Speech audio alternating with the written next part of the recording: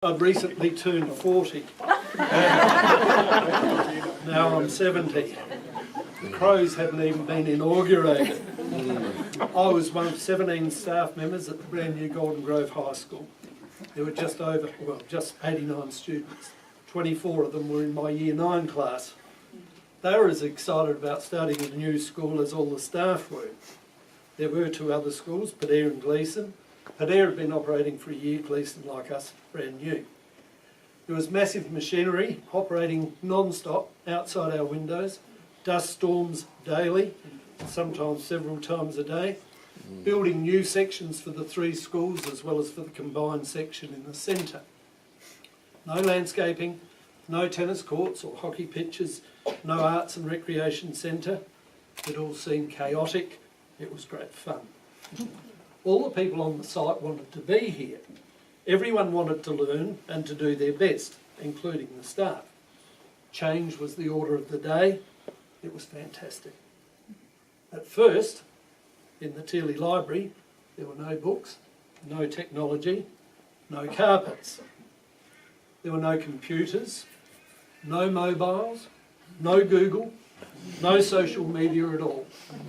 No NAPLAN tests. It was heaven. 30 years ago today, May 10th, the Teely Library opened. It was to be shared by all three schools, a concept, I gather, which is now past. It was a great day. Colin Teely himself here opening the centre, accompanied by Gillian Rubenstein, another fabulous South Australian author. Finally, we had some books, some very limited technology, and a beating heart for this unique educational experiment. Now I look at what's here now. It's just almost unrecognisable. So many changes, so many resources, so many staff, and so many students. I believe well over the 1800 mark at times at this school alone.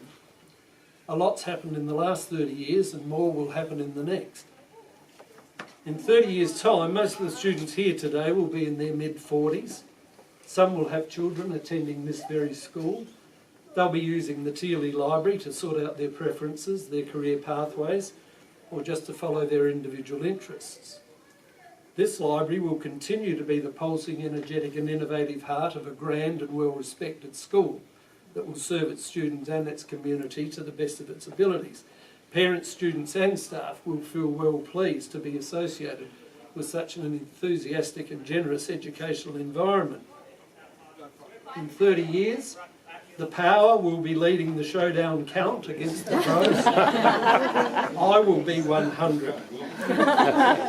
There's so much to look forward to.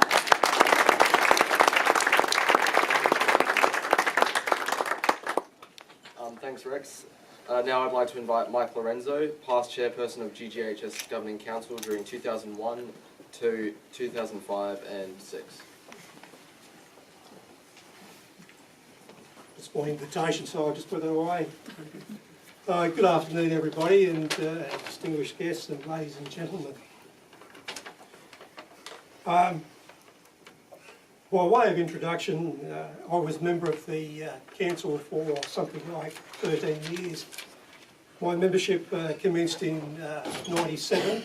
I think the Crows won the premiership that year, from memory. Yes. And concluded in 2009 when my youngest daughter finished year 12. I had 4 children who went to this school. I'm very proud of that. My task today, and Sue gave me a call and said, could you come along, Mike, and make a short presentation. She gave me 5 minutes. That's a pretty tough specification to adhere to, but I'll try and give it some justice. To talk about some people and to talk about some events that took place over that period of time. So starting with the people, the first person I'd like to talk about is Peter Manuel. Now, Peter lived in the Golden Grove community. I often saw him at the shops. And as you know, those who know Peter, he is a ball of energy. Never afraid to express his point of view.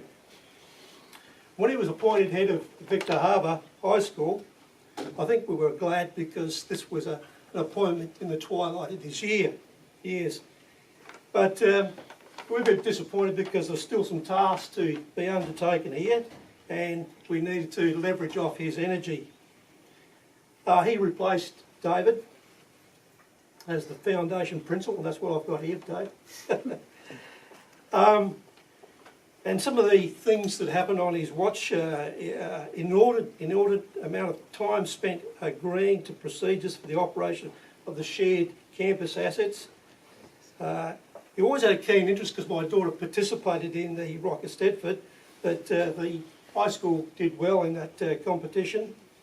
And he was instrumental in getting vocational education underway. So I move on to the next person now, Jude Leake. I got to know very well because I was on her selection panel, and she served with great distinction here at Golden Grove High School. She was, in my view, very customer focused, and though she did not always agree, she sought out my views when I was chairperson on the many issues and challenges that she had to deal with. Now, of specific note was the encouragement and almost insistence that parents, as members of the school council, got involved in policy development and the setting of strategic goals for the school. And I think David mentioned this, she saw the need for cooperation and collaboration across the three schools. And that was very important, because the big payoff here being that it provided an amazing and extensive curriculum opportunities for students at Golden Grove High School. And she gave encouragement to anyone who achieved, I think, which is fairly important. Now, on her watch, these things happened under her leadership. There was the Select Entry Dance program. One I have a special interest in because I spent some time in the Australian Defence Force. The Defence Monitoring Program to support defence families. The development of HOTS, Higher Order Thinking Skills. The building and completion of the Dame Roma Mitchell Centre, a joint venture with Gleeson. And I know it took some time, formalising the campus joint use agreements with Padea and Gleeson. The last person that I got to know very well was Mal Kemp. And like his son, I got to know Adam very well because I worked with him on the AWD program, was a gentle giant. And I use that term not only in a physical sense to describe the man. But I must say, with regards to Mal, if a difficult decision had to be made or a tough conversation had to be engaged in, he never shied from the issue. And I understand Mal spent 16 years at Golden Grove High School in various capacities, and on his watch he led the further development of resources like the Dame Roma Mitchell Centre for Performing Arts, was instrumental in encouraging the development of the Electronics Trade Centre, and also certainly providing inspiration for the units for students with disabilities. Now, there's two other people I've got to mention. Finally, in terms of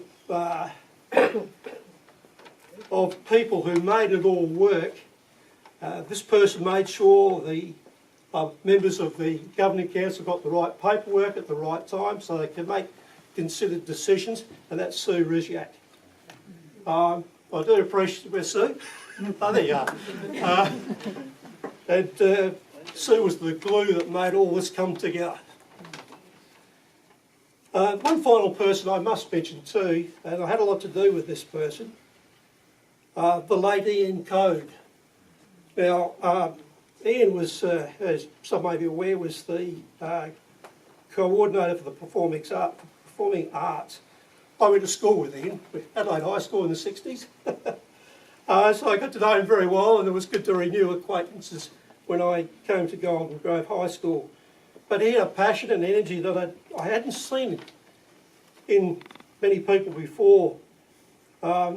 Without doubt, his efforts were central to ensuring the high quality of both the technical and creative learning opportunities available to students. I'll try to stick to that 5-minute specification soon. A couple of events I think it's worthwhile mentioning that I haven't cited so far. As well as the events I already cited, there's a couple of things I'd like to mention. That's participation in making and changing policy. For example, uniforms, school fees and the canteen are some of the items that come to mind. And one thing that I think that was fairly important, and this was a learning experience for many parents, that is participation in policy development and the setting of strategic directions and measures by which we could look at progress on those types of things. So it was a quid pro quo. I think that's something that not always comes out of participation in governing council. Also the joint council meetings we had with Padare and Gleeson. These were rather interesting on occasions, but we rotated the hosting of that event. So it gave us the opportunity to understand where their parents were coming from, and we reciprocated and explained where we were coming from. So those joint, I'm not sure if they continue, but I thought it was a great concept. And lastly, and I have a special interest in this, because I'm in the defence industry, support for vocational education and student participation certificate to qualifications. So once again, thank you for inviting me today to participate in this celebration, and I wish you and the school all the best for the next 30 years. Thank you.